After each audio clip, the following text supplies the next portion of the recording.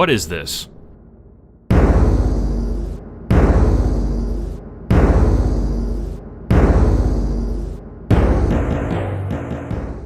In Gnostic myth, the monad is not a deity.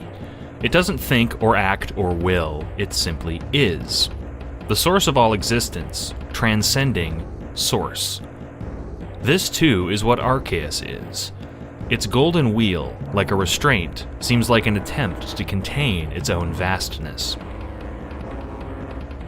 If the world of Pokemon begins anywhere, it begins here, with an egg, with the first ripple in the water.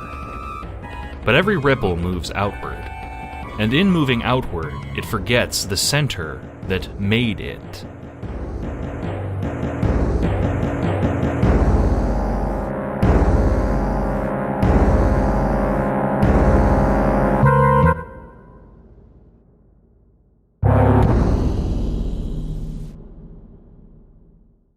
What are these? Dialga, Palkia, Giratina. Did they create time and space? Did Arceus create Giratina? You may believe you know, but the truth will surprise you. What is the nature of these beings in the lore of Pokemon? What is the nature of these beings in our real world? Using translated interviews, real-world mythology, and the ancient practice of Gnosticism, we can come to a greater understanding about the intent behind these beings and our real world. The purpose of this video is to entertain, educate, and most of all, try to give you something that you can take back to your life and improve it. If you have not already, check out my video on Gnosticism, as I will be referencing some concepts from that video, but this video will be accessible to a large audience. Finally, this video is sponsored by myself. More on that later. So without further ado, let's dive in, and with any luck, come out the other side a different person.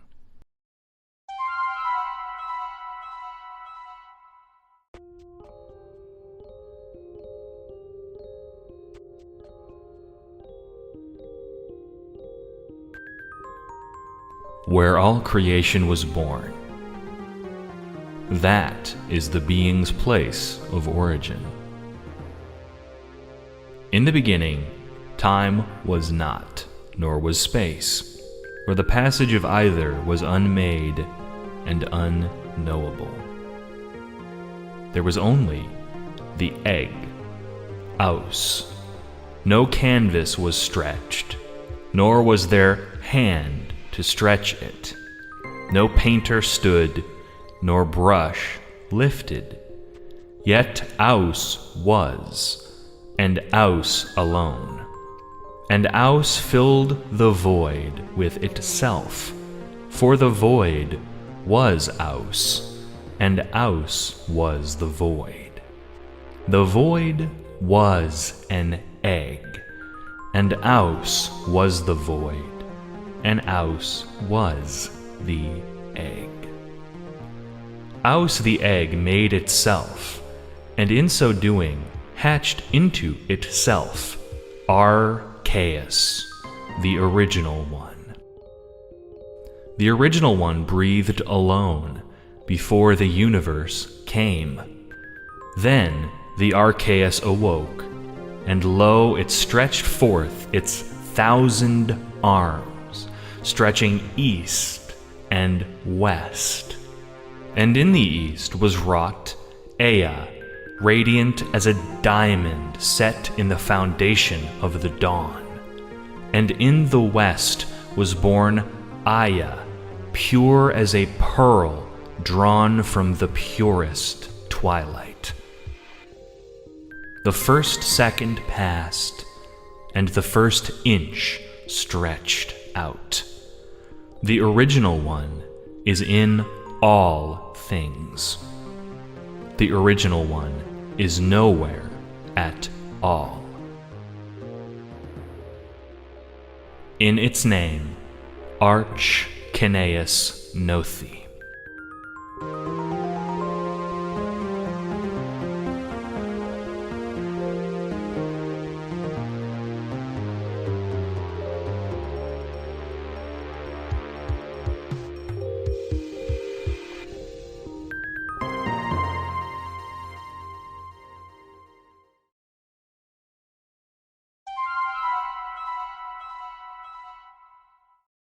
The Creation Quartet are 4 Pokemon introduced in Pokemon Diamond and Pearl in 2006. Dialga and Palkia, the box legendaries, Giratina, the box legendary of 2008's Pokemon Platinum, and Arceus, a mythical Pokemon so rare it could only be encountered through the Azure Flute, an artifact that never quite made it into players' hands. Together they form a pantheon, a symbolic architecture of creation itself. Dialga governs time, Palkia space, and Giratina antimatter, the dark reflection that makes form possible. Arceus, the source from which they all emanate, stands not only as their ruler, but as their origin, the totality that contains and transcends them. For years, this mythology existed only in fragments and scattered text in old Sinnoh ruins, half-remembered myths told by NPCs, a celestial name whispered in event data that most players could never access. Arceus was more legend than entity, a ghost in the machine. Then, in 2022, Pokemon Legends Arceus returned to that world, pulling the curtain back on Sinnoh's mythology, revealing the Creation Quartet in rawer forms. For the first time, all 4 could be found, encountered, and even captured, though captured feels a word too small for what's really happening. Because to meet these beings is not to conquer them, it is to come in contact with the architecture of reality itself. Dialga's roar bends chronology, Palkia's cry folds space. Giratina pulls the player into an inverted plane where gravity unravels. And Arceus doesn't destroy or distort, it simply is. The still center around which everything else turns, like the yellow wheel around its waist. To understand the Creation Quartet is to understand how Pokemon envisions divinity, not as authority, but order, not judgment, but relationship. Each being defines the others. Time gives motion to space, space gives form to matter. Distortion reminds both that their perfection is incomplete. And Arceus, the monad at the center, holds them all in balance, the silent witness of its own dream. So, who are these guys?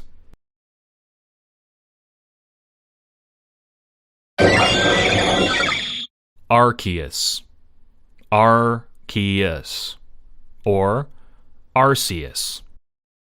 In Japanese, Arceus. It's the alpha Pokemon. Its name is based on the word arca, which means beginning, and shares etymology with the word archetype. It's also based on the word deus, which is the traditional title for gods from Latin myth and the Christian God. Arceus is the most enigmatic of the quartet, as it was unavailable to most players before 2010.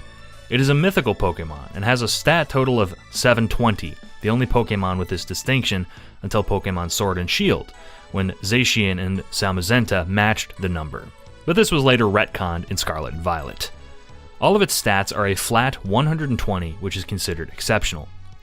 Its Pokédex entries are as follows. Some have been omitted for repetition. It is told in mythology that this Pokemon was born before the universe even existed. It is said to have emerged from an egg in a place where there was nothing, then shaped the world. It is the heavenly fount from which pours the light that shines across Hisui. Its luminance guides and protects all Pokemon. Hisuian mythology states that Arceus is the creator of all things.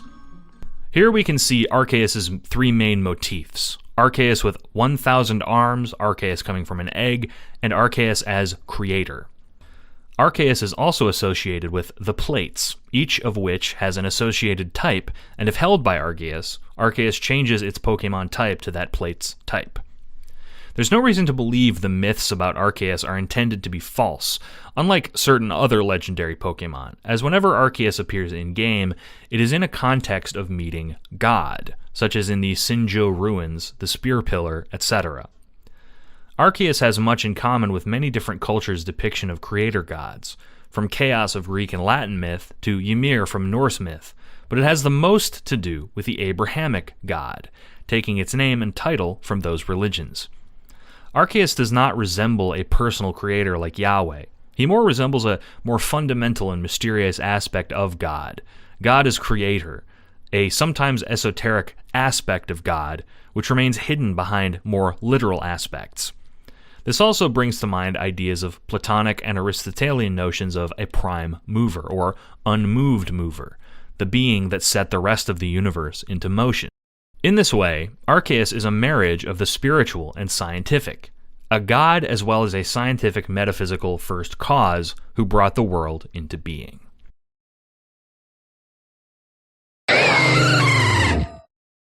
Dialga. Dialga. In Japanese, Dialga, the temporal Pokemon. Its name is based on the words dial and diamond and uses a ga suffix. Dialga is the god of time in the Pokemon universe. It is the box legendary of Pokemon Diamond, and it is involved in a plot by Cyrus to reset the universe.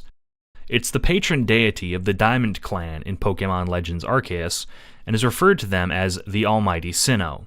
Its base stat total is 680, the same as Palkia. Dialga has a so-called origin form, which more resembles Arceus, with horse-like features and a more upright appearance. Its Pokédex entries are as followed. Some have been omitted for repetition. It has the power to control time. It appears in Sinnoh region myths as an ancient deity. A Pokemon spoken of in legend. It is said that time began moving when Dialga was born. A legendary Pokemon of Sinnoh. It is said that time flows when Dialga's heart beats.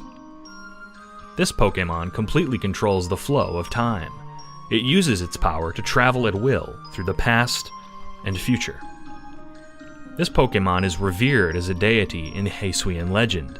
The birth of Dialga is what caused the vast river of time to begin flowing in our world. Radiant light caused Dialga to take on a form bearing a striking resemblance to the creator Pokemon. Dialga now wields such colossal strength that one must conclude this is its true form. Here we see several motifs. Dialga appears in radiant light and controlling time. Time flows when its heart beats, tying time and Dialga together intimately. Interestingly, none of these entries imply that Dialga was the creator of time.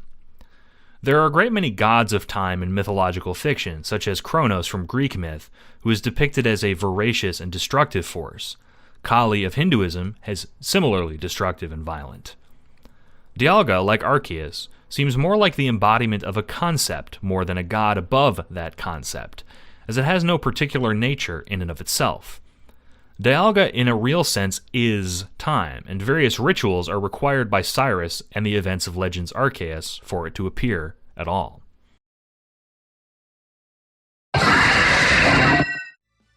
Palkia. Palkia. In Japanese, Palkia. Palkia. The spatial Pokemon. Based on Pearl, as said in Japanese, Paru. Unknown Kia suffix. Palkia is the god of space in the Pokemon universe. It is the box legendary of Pokemon Pearl and is involved in a plot by Cyrus and Team Galactic to reset the Pokemon universe. It is the patron deity of the Pearl clan in Pokemon Legends Arceus and is referred to as the Almighty Sinnoh. Its base stat total is 680. Palkia has a so-called origin form, which more resembles Arceus with a horse-like features and a more upright appearance. It also looks dorky and has no arms. Its Pokédex entries are as follows. Some have been omitted for repetition. It has the ability to distort space. It is described as a deity in Sinnoh region mythology. It is said to live in a gap in the spatial dimension parallel to ours. It appears in mythology. A legendary Pokemon of Sinnoh. It is said that space becomes more stable with Palkia's every breath. Its total control over the boundaries of space enable it to transport itself to faraway places, or even other dimensions. This Pokemon is feared as a deity in Hisuian legend. The birth of Palkia was what created the walls for our world to disappear, creating a sky that spans for infinity. It soars across the sky in a form that greatly resembles the creator of all things. Perhaps this imitation of appearance is Palkia's strategy for gaining Arceus' powers. The motif breath emerges. Like Dialga, Palkia is only said to be able to distort and control space, but not create it. There's also a theme of other universes, which becomes important in later games like Ultra Sun and Moon and Scarlet and Violet. There are fewer gods of space than gods of time, and as such, Palkia doesn't have a direct parallel. Uranus from Latin myth is associated with the sky, which is mentioned in Palkia's Pokédex entries. Gaia in Latin and Greek myth is the personification of the physical earth.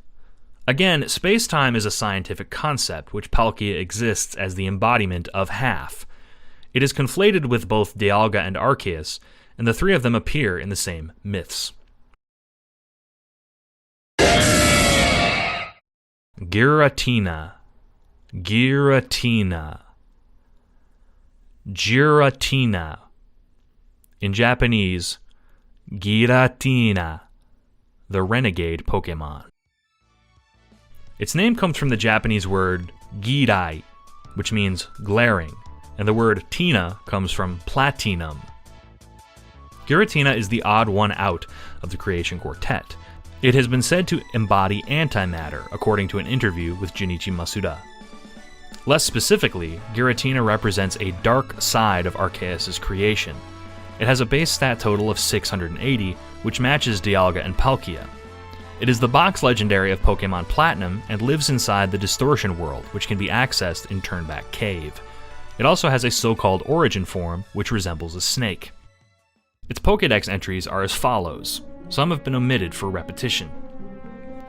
A Pokemon that is said to live in a world on the reverse side of ours.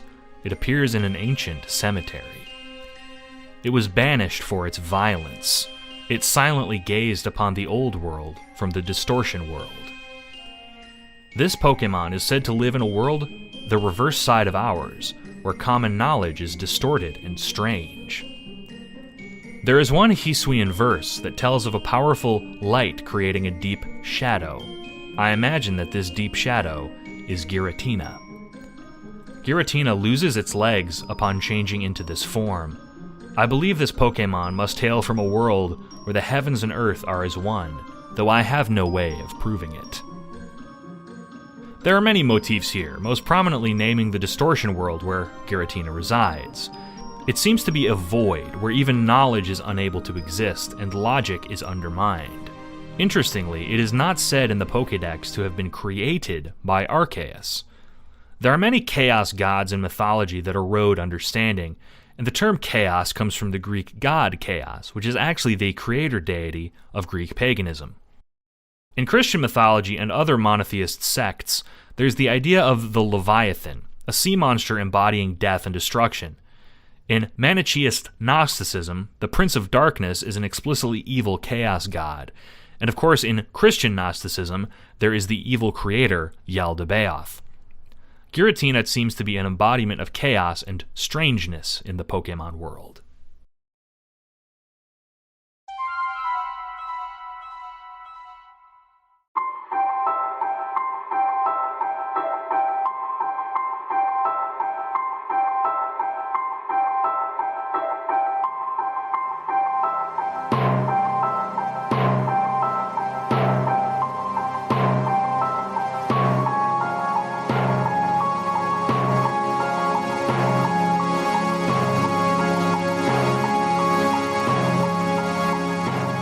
Two beings of time and space, set free from the original one. From the east did Ea arise, and from the west did Aya come forth. Both journeyed long, until they met in the midst. Ea, the diamond of time, and Aya, the pearl of space, understood their oneness and joined in embrace. From their union flowed forth the river of space-time, and around them was spread a void as black as the depths of the abyss, a canvas vast and unformed. Then Ea, the male, ordained great laws and ways of motion, and was made Dialga, sovereign over the ages and keeper of time. And Aya, the female, fashioned mighty realms of stars and planets, and was called Palkia, master of the expanse and ruler over space. And when the universe was created, its shards became this plate. And when they walked together as one, they were called Sinnoh, the androgynous, and their countenance was the likeness of Arceus. Yet they knew it not, for they had never beheld it who had fashioned them from the beginning. But they felt its loving gaze, for from all creations, over all creations, does the original one watch over all. In its name, Arch-Kineas Nothi.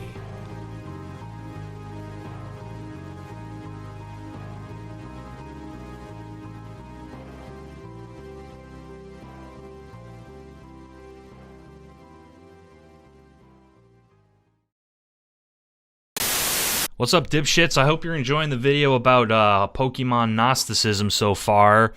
Before we continue, I'd like to talk about this video's sponsor, McLovin. McLovin is a content creator on YouTube who's asked me to shout them out. They have a Patreon with several Gnostic sermons, as well as a Bandcamp with several albums of Homestuck, Deltarune, and original music. Every dollar that goes to McLovin is donated to the Give McLovin Lunch, Please, Please, Please, Oh Please, I'm So Hungry Fund, which is not a real charity and is actually my bank account. If you're interested in supporting McLovin, do so on patreon.com/funkmclovin or funkmclovin.bandcamp.com. And don't forget to molest that subscribe button, jingle around that bell in your bare hands for notifications when I post. Honestly, just leave a comment. I love comments, I read them all, even the bad ones with slurs in them. And now back to your regularly scheduled bullshit.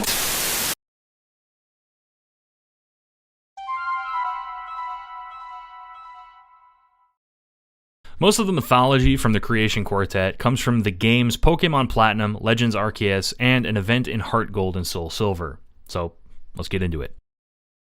In Pokemon Platinum, if you go to the Canalave Library, you can find a number of books on Sinnoh's mythology. It's pretty cool. Let's discuss one of these books. In the beginning, there was only a churning turmoil of chaos. At the heart of chaos, where all things became one, appeared an egg. Having tumbled from the vortex, the egg gave rise to the original one. From itself, two beings the original one did make. Time started to spin, space began to expand. From itself again, three living things the original one did make. The two beings wished, and from them matter came to be. The three living things wished, and from them spirit came to be. The world created, the original one took unyielding sleep. Here we see many things that were reflected in Arceus' Pokédex entries. The idea of an egg that came from churning chaos. The original one here is clearly Arceus, and it created two beings, Dialga and Palkia. After this, Arceus went to sleep. There's also some material on the Lake Guardians. I have a video on them later. There are a number of NPCs in Pokemon Platinum who also relay myths to the player. When the player is at the Spear Pillar, Cynthia, Sinnoh's League champion, has this to say. When the world was made, Dialga and Palkia appeared. Apparently there was one more Pokemon that appeared at the same time. A Pokemon with as much power as Dialga and Palkia, but also one whose name was never to be spoken. Giratina. It's said to lurk in another world, a world on the opposite side of ours. Interestingly, there is no indication yet that Giratina was created by Arceus. In fact, Giratina could possibly predate Arceus due to mention of a churning turmoil of chaos in the Canalave Library reference. When the player approaches the Distortion World, Cynthia says this. The legend of Giratina has been all but forgotten, but for a few. The legend told of a world on the other side of ours. This world. Why does this world exist? Why is Giratina here all alone? Let's not take anything for granted so far. Why is Giratina in the distortion world alone? There's another NPC in Platinum who dispenses mythology as he is looking for plates across Sinnoh. Here are some of his quotes, which are abridged.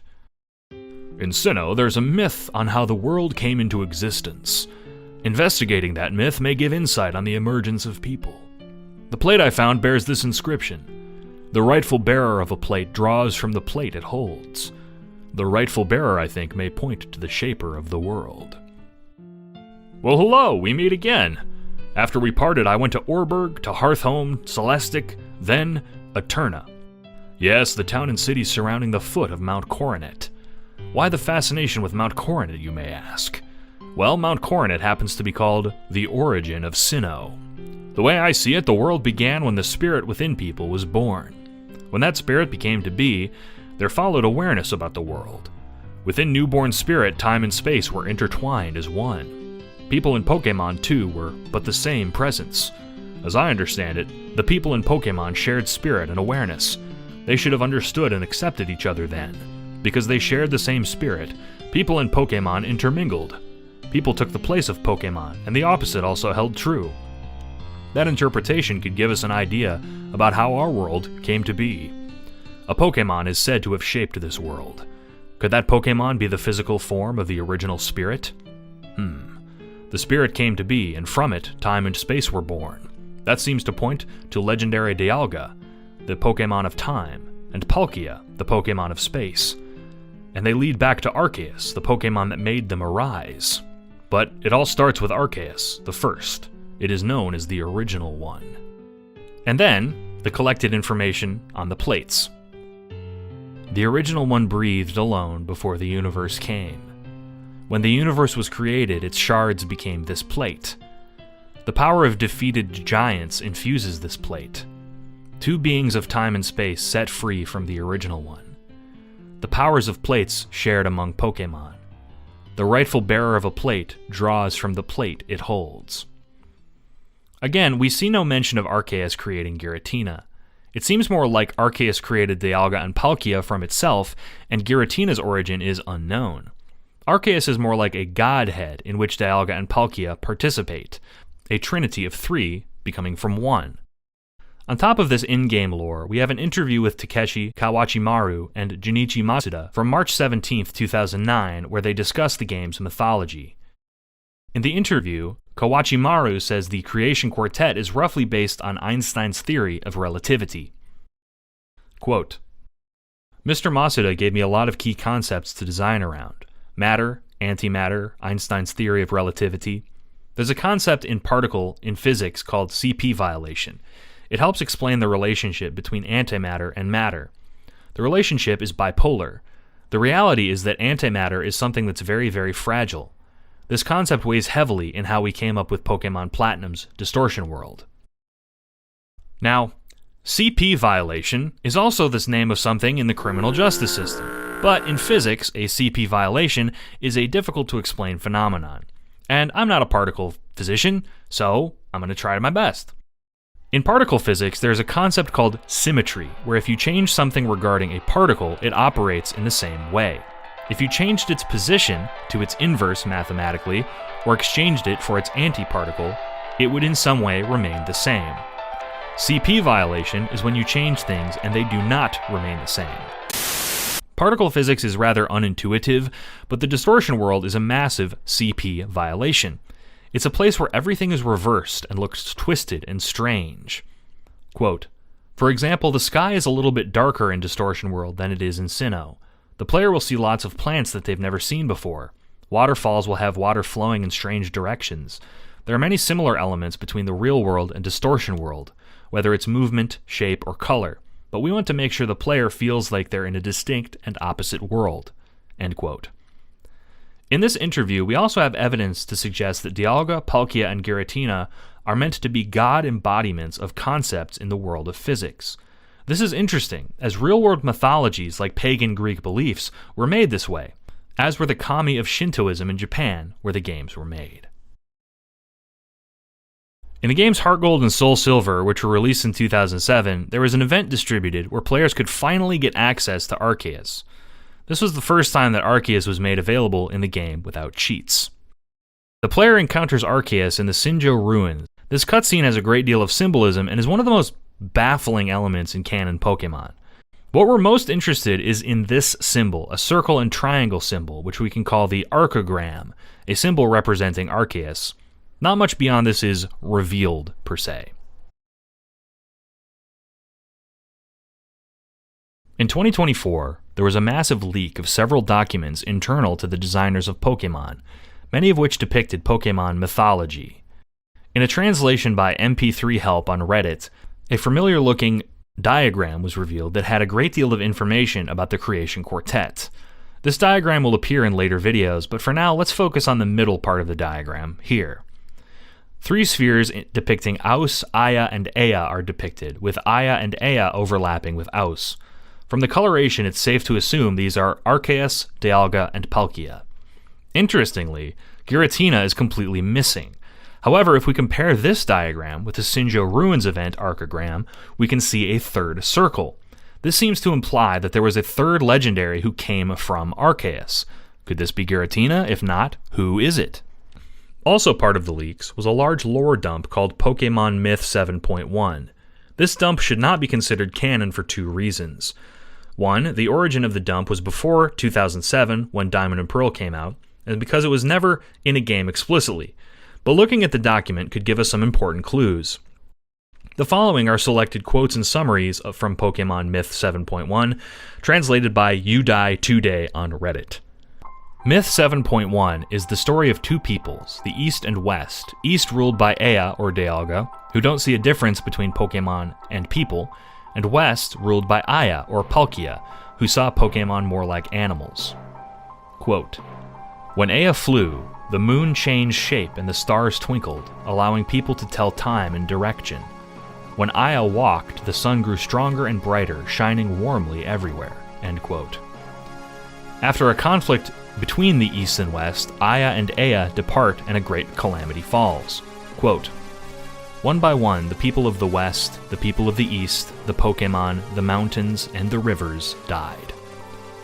A child mourns their dead mother on a mountain where God lives. The corpse of their mother turns into the lake guardians.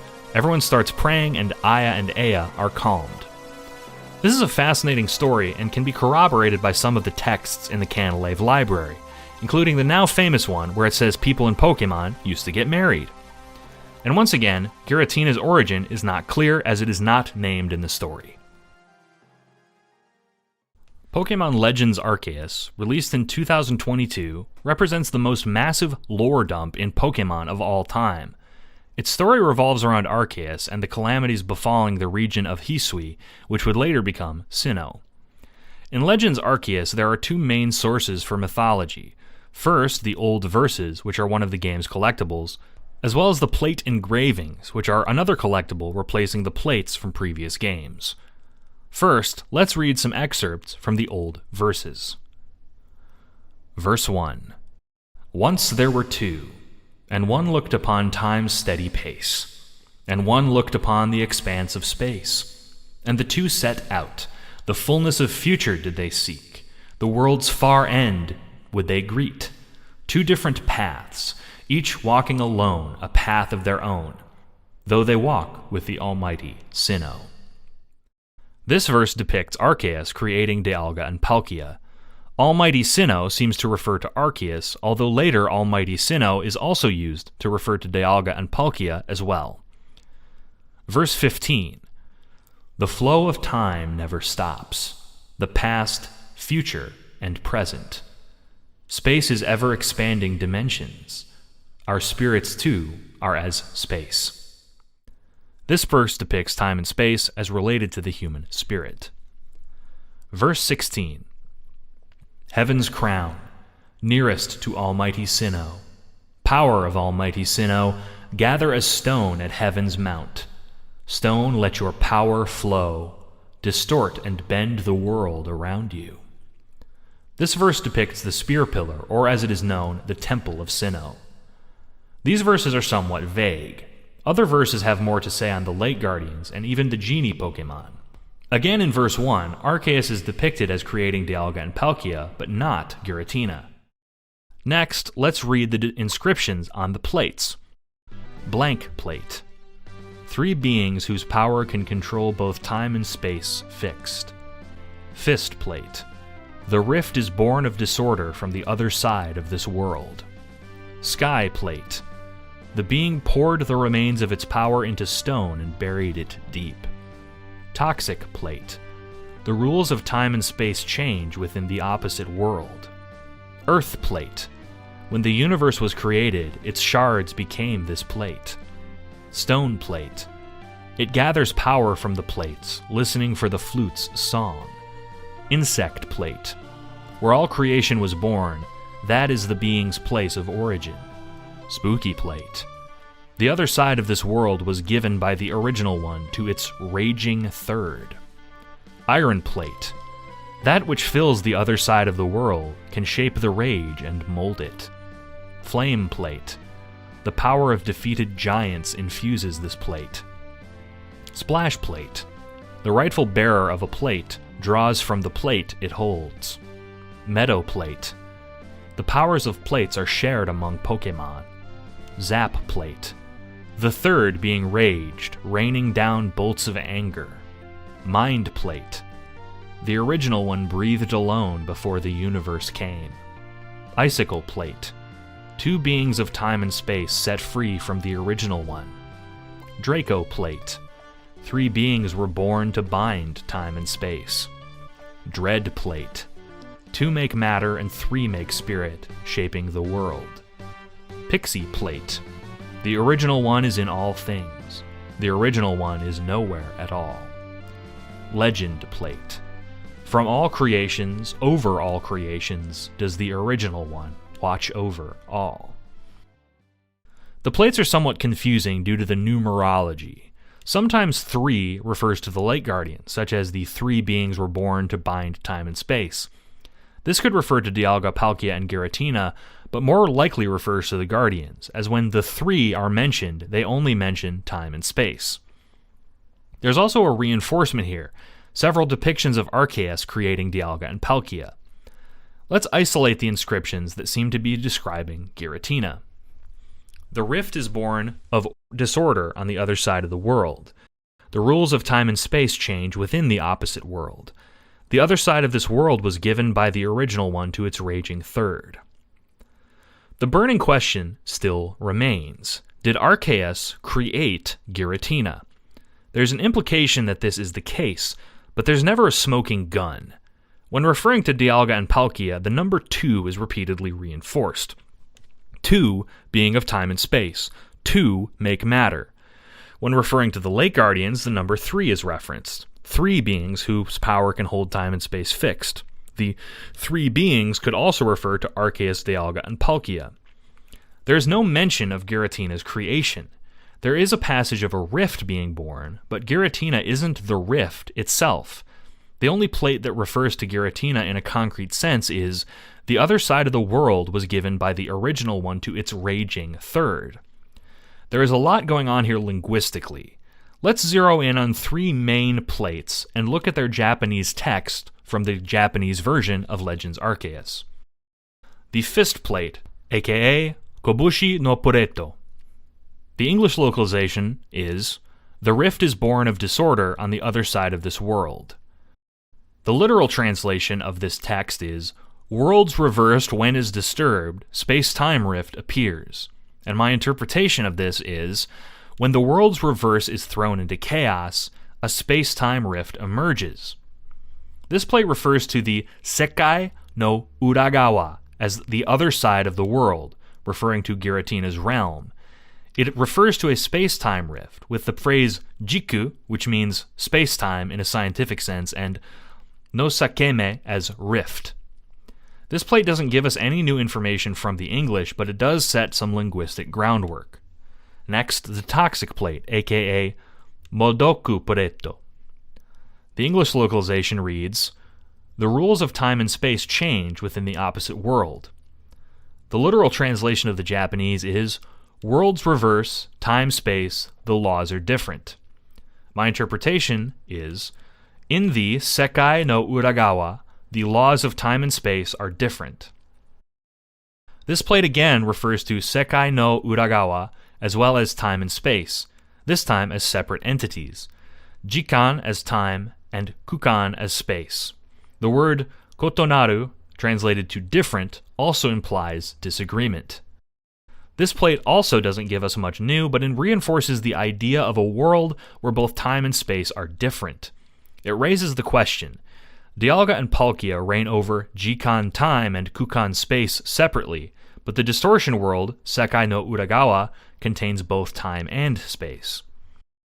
Finally, the spooky plate, aka Mononoke Puretto. The English localization reads, the other side of this world was given by the original one to its raging third. The literal translation is, that being's raging incarnation is given the Sekai no Uragawa. This plate is very interesting and seems to have been translated a little bit wrong. The number 3 that appears in the English localization does not appear in the Japanese text. Also, this contrasts previous depictions of Giratina, where before Giratina was sent to the distortion world, now it is being depicted as being given it, with the word ateru, which means giving, bestowing, or imparting. It is also very critically not depicting Giratina as being created by Arceus. The word sono mono, which means that one or that, is translated into original one in the English, and refers to Arceus. In this sentence, sono mono is being described as possessing a araburu bunshin, with the particle no. Sono mono no araburu bunshin directly translates to that one's raging incarnation. The word araburu implies a savage, unruly, and wild being, and the word bunshin has a variety of implications. Bunshin is used in Buddhism and directly translates to incarnation, but if used outside that context, it can mean alter ego, doppelganger, or even offspring or offshoot. We can assume from this that Giratina is one of Arceus' children, but in a very different way than Dialga and Palkia. Where Dialga and Palkia were created by Arceus, Giratina is Arceus' bunshin, its raging incarnation. Bunshin comes from the word bun, or counter, and shin, or body. Dialga and Palkia are Arceus' children, but Giratina is a counterbody. From all the information we've gathered, let's paint a picture of these 4 figures and how they all relate to the world of Pokemon. Arceus comes first, who comes from an egg in a realm of chaotic nothingness. After being born, he creates Dialga and Palkia, as well as the world. Simultaneously, Arceus splits his raging incarnation Giratina from itself and gives Giratina the distortion world to rule over alone. Dialga begins ruling over time, with its heartbeat causing time to flow. Palkia begins ruling over space, with its breath stabilizing the cosmos. And Giratina controls the distortion world alone.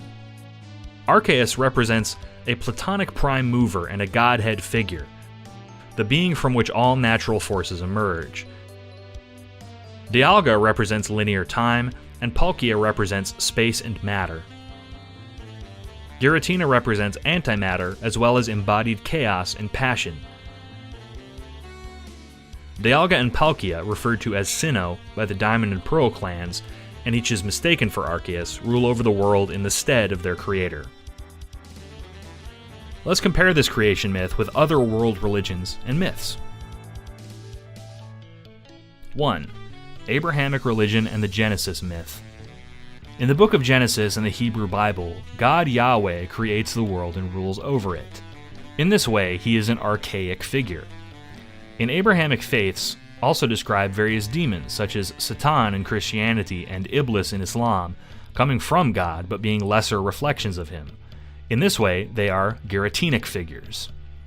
Christianity has no prominent Dialgic or Palkic figures, as God and the Abrahamic faiths are indivisible. 2.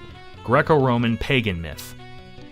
In the Hellenistic tradition, the world was created by a being known as Chaos, which describes both being and from the realm of chaos, which all matter emerged. Chaos is archaic in that he is the prime mover.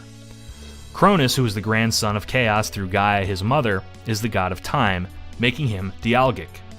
There is no equivalent space god in the Greco-Roman tradition, though Gaia does have dominion over the Earth.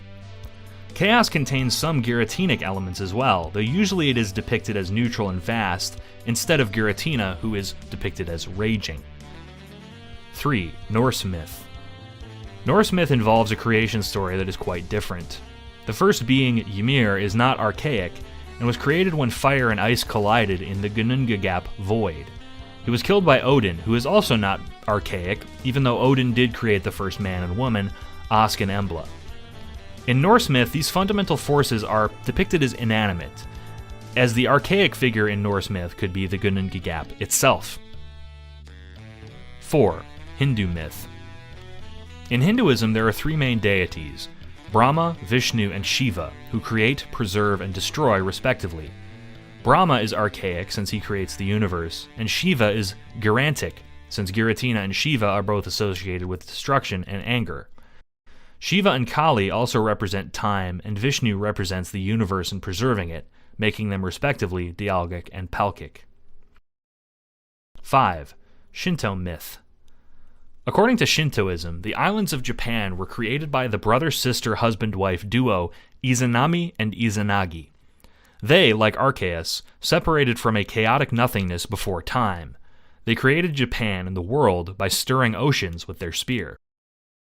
The Pokemon series is most influenced by Shinto, as in Shintoism many yokai and kami exist that interact with humans, and these figures have often been compared to Pokemon.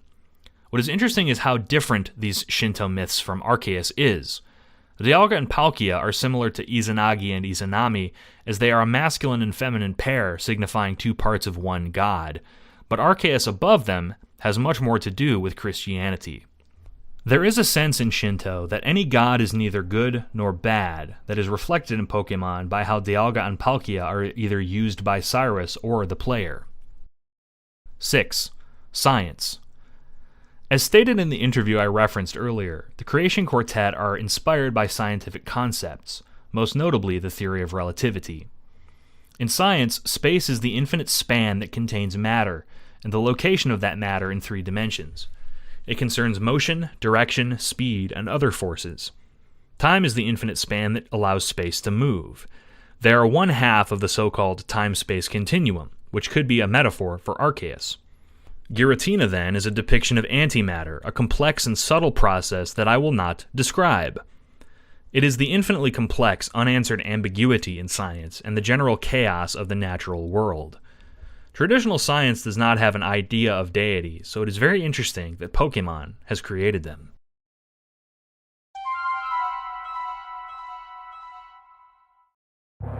Sinnoh beheld the works of its own hands, and walked among that which it had made. And it pondered, saying, Who has made us? In answer, before them appeared Arceus, and it named itself.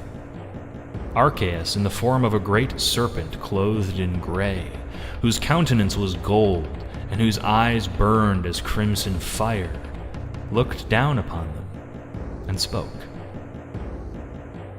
My children, yea, my children, you have wrought wonders of pride. Shall I not behold them, and judge the labors of your hands? Then came Dialga, the sun, and laid before Arceus the solemn dance of time with all its statutes and decrees. And after him came Palkia the daughter, and she offered up to Arceus the vast expanse of the heavens with the stars and the planets and their courses. The incarnation, being raged, rained down bolts of anger. But the gift was marred, for the dance of Dialga was twisted, and time was made to march without ceasing. And the gift of Palkia was defiled, and space was scattered, casting forth the stars and planets upon the darkened void canvas. Horrified, Sinnoh lifted up its voice against Arceus, saying, You are a specter of dread, not our creator. Then Arceus beheld the work of its own hands, and turned the gaze downward and sideways and backward through the ages until it looked upon itself. And lo, the original one was divided, the glory of white and gold, and the terror of gray and gold. And the darker incarnation went forth, raging across the canvas of the deep. The other side of this world was given by the original one to its raging incarnation.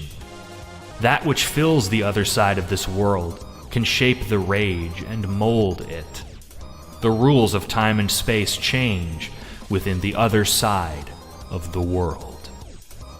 Arceus beheld its own mirror, Giratina, now free yet fettered to dwell in the prison that is no prison until the end of days. In its name, Archkineas Nothi.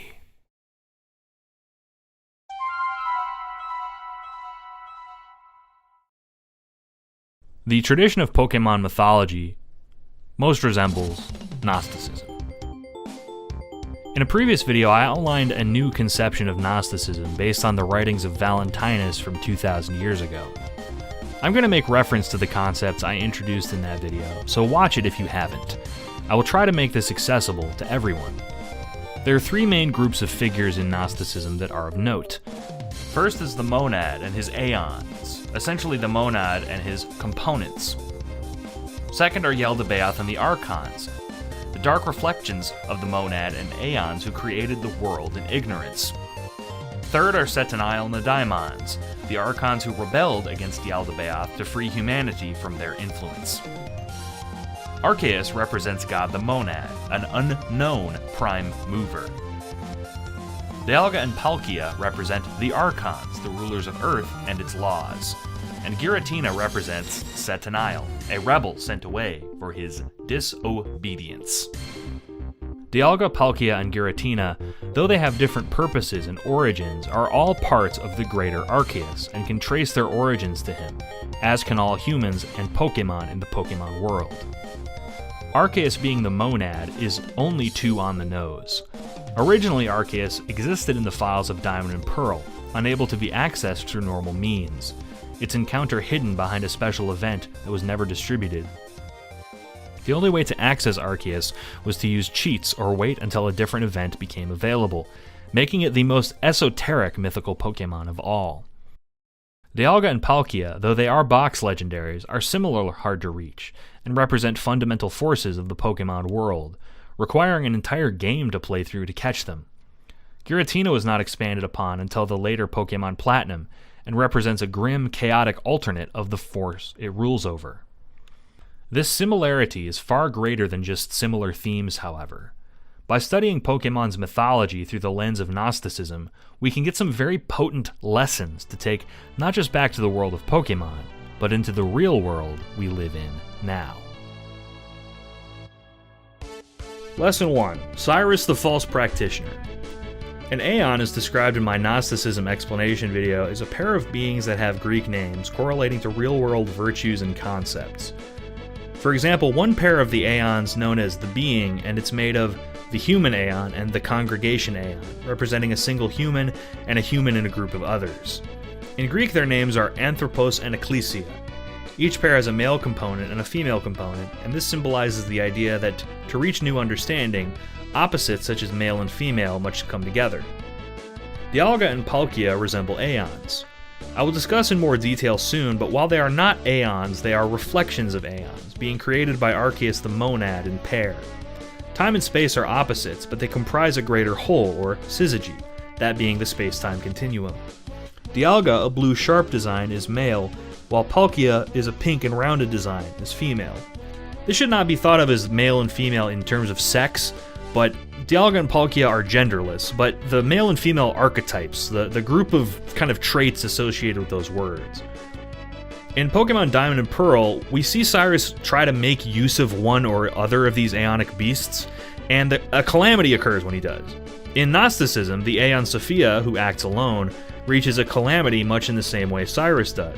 by attempting to make something new without the union of her opposite half.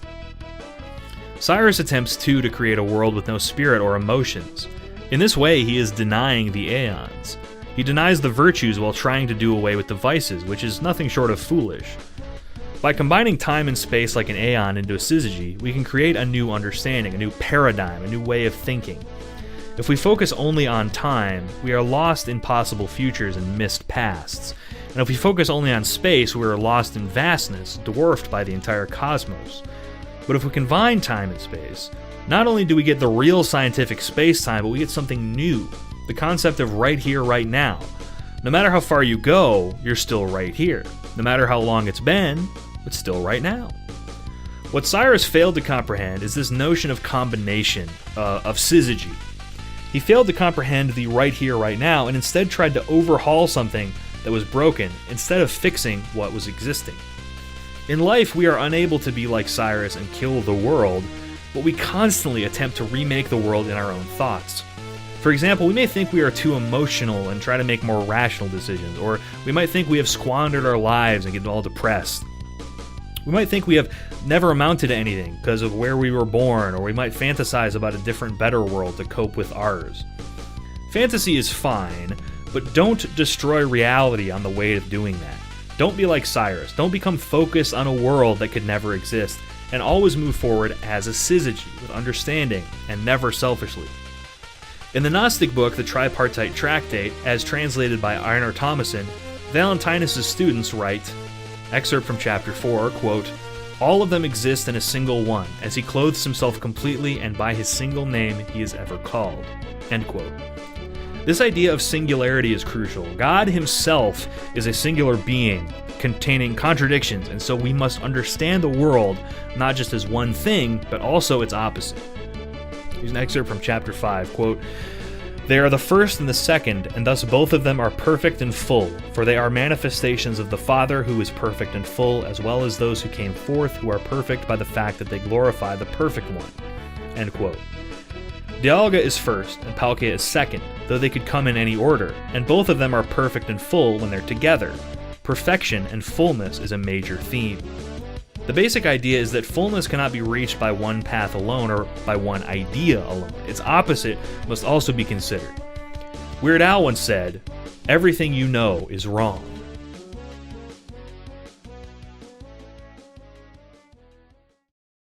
Lesson 2. Yaldabaoth. Yaldabaoth, also simply called Why, is a metaphor for the chaos and absurdity of the world. The idea of Yaldabaoth is encapsulated by Albert Camus' idea of the absurd, or the tendency for humans to attempt to look for meaning in a universe that absolutely defies any meaning.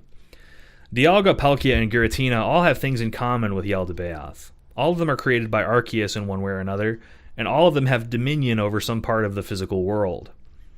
In the Gnostic myth, Yaldabaoth, sometimes called the Demiurge or the Craftsman, has dominion over the world we live in. In the Pokemon mythology, the creation Pokemon have this dominion as well, but not as gods in the strict sense. They have to be sought out to be interacted with, otherwise they just exist as passive laws.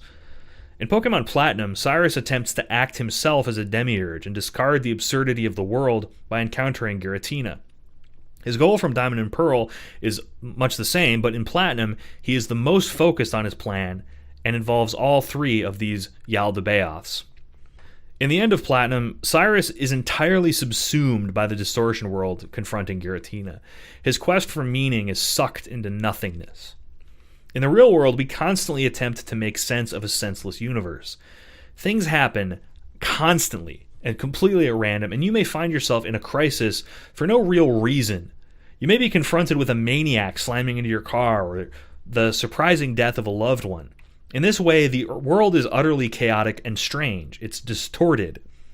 But our reaction to this absurdity must not be like Cyrus. We can't look at the world and hope to overhaul it, because it is a world, and that's how it is. The only way we can maneuver around these obstacles is to accept the absurdity, to accept it. We, the player, escape from the distortion world, not because we circumvent Giratina, but because we capture it. We take it with us. We accept it. We subsume the absurd and make it work for us. In the Gnostic book, the Tripartite Tractate, as translated by Einar Thomason, Valentinus' students write, this is an excerpt from chapter 6, quote, "They thought of themselves that they are beings existing by themselves and or without a source, since they do not see anything else existing before them. Therefore they lived in disobedience and acts of rebellion without having humbled themselves before the one because of whom they came into being." End quote. This passage refers to the archons who emerge, the dark inversions of the aeons. They are the world, the beings that exist by themselves and with no source. They are the occupants of the world, the ones living in disobedience and rebellion. To navigate this absurd world, understand that you are above it. Humble yourself before the one because of whom you came to being, the monad. In the book of John, chapter 16, verse 33, Christ says, "I have overcome the world." Cyrus was attempting to overcome the world, the demiurge, the chaos, the cosmos, but he attempted to be stronger than it instead of by subsuming it and accepting it. Compare this to Full Metal Alchemist, where Father attempts to become truth and fails, where Edward succeeds because he accepts the truth on its own terms. Ask yourself, in your life, who are the happiest people? The people who fret about potential chaos and strife and worry? The people who are always agitated and upset about what might happen? Or the people who react only when tragedy strikes? The people who accept life as it comes and accept the happiness that they're able to get? As a wise man once said, I think it was Abraham Lincoln, or perhaps Diogenes the Cynic, it is what it is.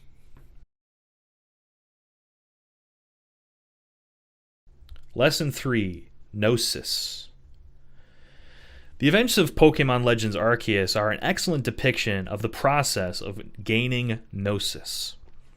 Gnosis comes from the word which Gnosticism gets its name, the Greek word gnosis, which means knowledge or awareness and implies a sort of intuitive understanding. The goal for any Gnostic practitioner is to reach a state of universal understanding. The end goal for Gnosis for most Gnostics, especially Neo-Valentinian Gnostics, is to meet and comprehend God, or at least achieve unity with Him. This obviously concerns the plot of Legends Arceus, as the mission in that game is from God itself, Arceus. At the beginning of the game, Arceus gives the player a simple goal: seek out all the Pokemon. This goal is different to Gnosis, but it is a goal that has to do with Gnosis. If Gnosis is understanding, then catching all Pokemon, especially when participating in the Pokédex, is a Gnostic goal, a knowledge goal. The task becomes complicated by the player getting involved with the Galaxy team, but through this group, completion of this goal is possible through figures like Professor Laventon, Captain Silene, and Leader Kamado. The events of the game culminate in a confrontation at the Temple of Sinnoh, symbolically at the peak of Mount Coronet, and later confrontations with Volo and Giratina. The players capture all the Pokemon and eventually confront Arceus once again. The completion of these tasks seems simple: find all Pokemon, but it is only possible due to the confrontation in the game. Palkia and Dialga only emerge due to the strife caused by the space-time rifts made by Giratina, and these three also draw out other rare Pokemon. If a person sets themselves a task or is set a task by God, then the pursuit of that task will allow them to reach a higher plane. Critically, the player character is subjected to hardship and strife as a result of their choice to do this, but with enough determination, they succeed. This is a quote from the Gospel of Thomas, a Gnostic text. Saying number 2, "Let him who seeks continue seeking until he finds. When he finds, he will become troubled. When he becomes troubled, he will be astonished, and he will rule over the all." End quote. Continue seeking. Decide on a path and attempt to succeed. You might have a dream yourself. You might want more money, or to make it big on YouTube, or to make a love connection. And if you pursue these goals in a real earnest way, not only will you achieve them, but on the way to that new goal, you will also gain something beautiful in return, like the player gains new friends and partners in Legends Arceus. When I started on YouTube, there was every reason to stop doing it. My first videos didn't get many views, and you could argue they kind of still don't, but because I ignored the reasons to stop, I was able to turn my channel into something significant. I met friends this way. I encountered roadblocks. I opened myself up to harassment, but I also found a girlfriend and an innumerable number of invaluable friends. If you set yourself a goal and really try for it, you might not get there, But you will be on the path, and you will find something. You will be on the path to Gnosis. You will never reach Gnosis by not trying. You may never reach it, but every time you stand up and decide to do something, you have succeeded.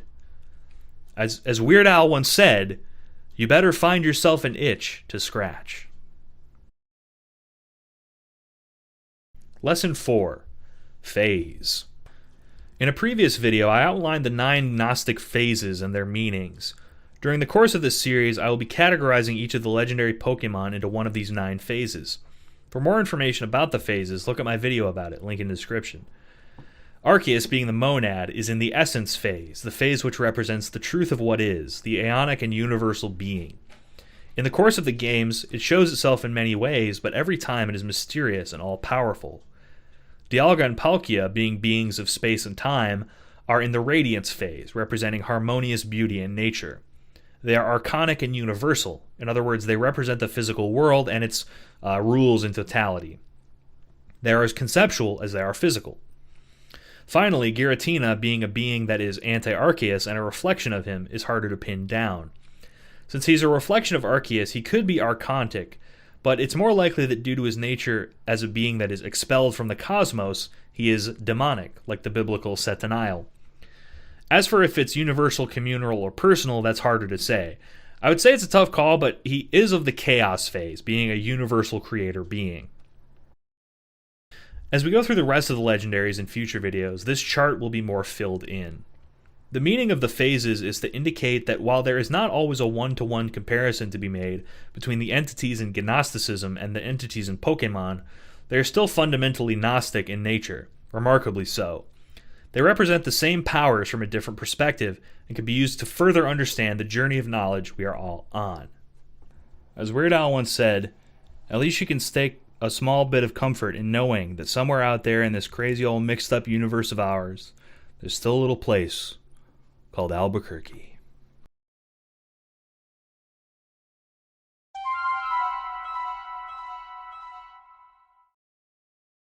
Okay, for the last part of the video, I want to discuss a couple small topics.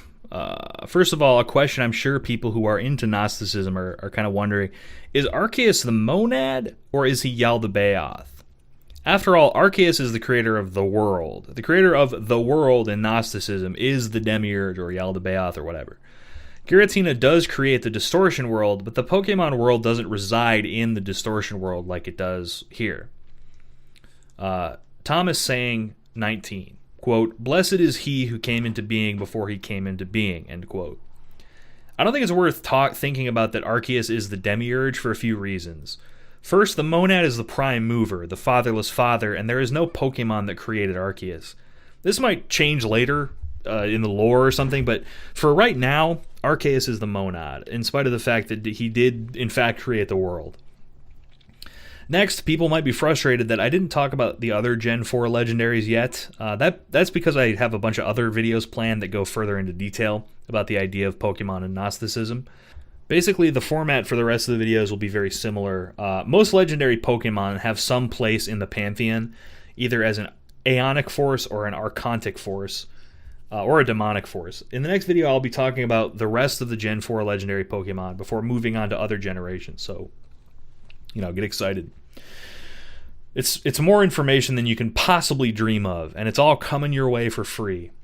The goal of this series is to use Gnosticism to extract meaning and lessons from these games.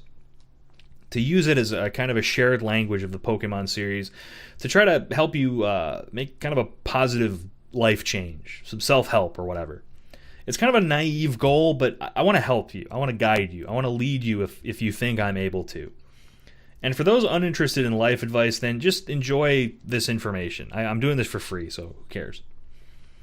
If you enjoyed the video, please like, comment, and subscribe. And because I'm trying to get some more eyes on this project, share it on social media and on Reddit if you can. It would mean a lot to me. This video series is my own humble quest for Gnosis, and I am a learning practitioner. And now, finally, a Gnostic prayer of my own writing. The humans in congregation hear the vitality of my words. I share with your minds the truth. I offer the silent death and the glimpse They go. The ending of the words is Nothi Tone Logon.